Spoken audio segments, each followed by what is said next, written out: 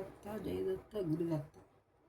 శ్రీ వాసుదేవనందులు కాలినడకన గిరినార్ చేరి అలసిపోయాడు. అప్పుడు ఒక గుజరాత్ శ్రీమంతుడు కొన్ని పూరీలు తెచ్చి ఇవ్వబోయాడు.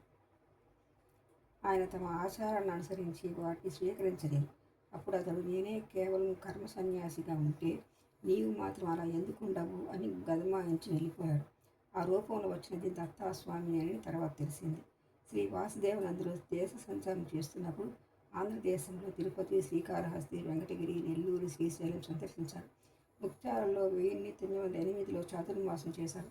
తర్వాత హంసాలదేవికి వచ్చి సాగర సంగంలో స్నానం చేశారు. తర్వాత మచిలీపట్నం మీదుగా సప్త గోదావరిని సందర్శించారు.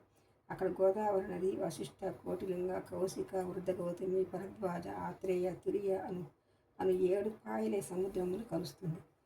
తర్వాత రాజమండ్రి విచ్చేసి అక్కడ నుండి పిఠాపురం చేరి ఆ పట్టణ వాసులకు అక్కడ శ్రీపాద శ్రీవల్లభులు అవతరించారని చెప్పి వారి జన్మస్థలం కూడా చూపి అక్కడ దత్తాపాదులు ప్రతిష్ఠించారు. తర్వాత కాకినాడ చేరి సముద్ర స్నానం చేశారు. మరలా రాజమండ్రి చేరి అతడు శృంగేరి శంకర మఠంలో భక్తవత్సలుడు అని పేరు 1910లో ప్రాంతంలో దత్తామూర్తిని ప్రతిష్ఠించాడు. చివరకు 1914 సంవత్సరం జ్యేష్ఠ బహుళ చతుర్దశి నాడు ఆయన తన శిష్యులతో, రేపు రాత్రి అమావాస్య గడియ వెళ్ళాక మేము శరీరం త్యజిస్తాము అన్నారు. ఆ సమయానికి దత్తామూర్తి ఎదురు ధ్యానంలో కూర్చుని పరమపదించారు. శ్రీ గురుచరిత్ర పారాయణ ద్వారా వీరిని దత్తాస్వామి తమ ప్రతిరూపంగా రూపొందించడమే కాదు, వారి ద్వారా ఆయన మరొక అవతారం ఎత్తారు.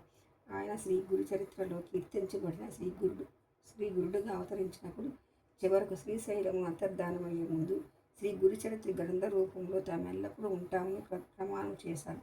ఒకప్పుడు ఆ గ్రంథాన్ని 7,000 సంస్కృత శ్లోకాలతో అనువదించమని దత్తాస్వామి ఆదేశించాడు. మరొకప్పుడు వాసుదేవనందులతో ఈ గ్రంథాన్ని 2,000 సంస్కృత శ్లోకాలతో అనువదించి దానికి సంహిత ఆయన గురు స్వాహశాస్త్రి అని పేరు పెట్టమని దత్తుడు చెప్పారు.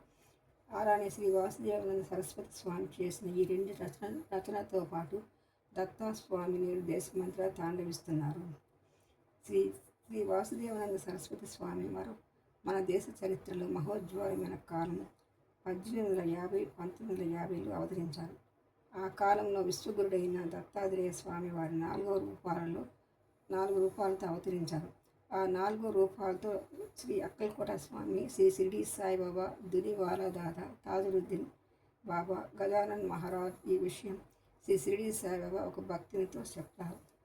సద్గురు దర్శనం కోరి శ్రీ గురుచరిత్ర పారాయణ చేస్తున్న సాధకులందరూ దత్తాస్వామియే ఈ విషయం స్వయంగా చెప్పారు.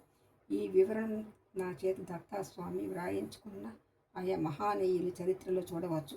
శ్రీ వాసుదేవానంద సరస్వతులు వీరిలో 3 కలుసుకున్నారు. ఒక భక్తుడు శ్రీ వాసుదేవానందుల సన్నిధిలో ఒక మహాయజ్ఞం తలపెట్టాడు.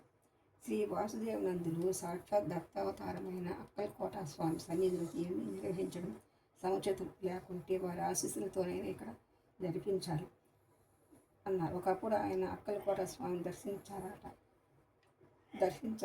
అలానే శ్రీ గజానన్ మహారాజును కూడా దర్శించారు. శ్రీ వాసుదేవానందులు రాజమండ్రిలో ఉన్నప్పుడు నాందేడ్ నుండి దాసగన్ అనే ఒక భక్తుడు వచ్చి ఆయన్ని దర్శించాడు.